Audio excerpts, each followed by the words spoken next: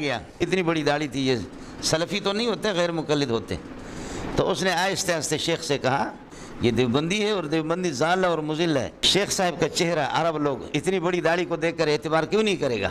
السلام علیکم ورحمۃ اللہ وبرکاتہ. امید ہے کہ سب دوست خیریت سے ہوں گے. مولانا منظور مینگل صاحب کی بیان کو سماعت فرمائیں. مہینے میں حفظ کیا. یہ میری کتاب ہے جو آپ کی قسمت اچھی ہے، آج مجھے مل گئی، میں نے لایا اور حدیث والوں کو دکھانے کے لیے. اس کا میرا استاد بھی موجود ہے. اب آپ یہ دیکھیں اس کے 45 صفحہ روزانہ میں یاد کروں. کتاب میرے پاس نہیں ہوتی تھی. بعض چیزیں میں نے چونکہ بخاری پڑھائی نہیں تھی، نیا نیا میں مدرس تھا، تو بعض چیزیں حل نہیں ہوتی تھی، تو اس سے جاؤ وہ ادھر بھی حل نہیں، دوسرے سے.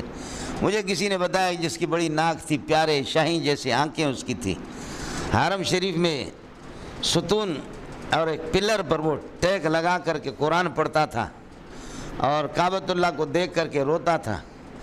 اور کچھ علماء جا کر ان سے پڑھتے تھے گھنٹہ ڈیڑھ گھنٹے کے لیے. جب وہ ہٹ جاتے تو پھر یہ کہ وہ تلاوت اس کی شروع ہو جاتی اور پھر کعبۃ اللہ کو دیکھتا تھا، روتا تھا. مجھے کسی نے کہا کہ یہ بہت بڑا عالم ہے. جامع ام القریٰ کے استاد تھے، شیخ عبداللہ عقیل کے نام سے تھے.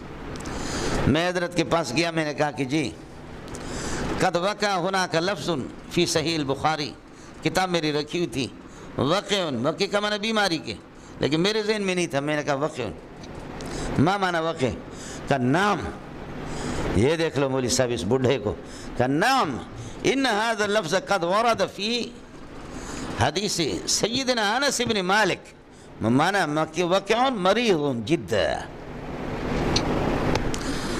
میں نے هناك لفظ آخر قد مج النبی صلی اللہ علیہ وسلم مجتن، مجتن کا کیا معنی ہے؟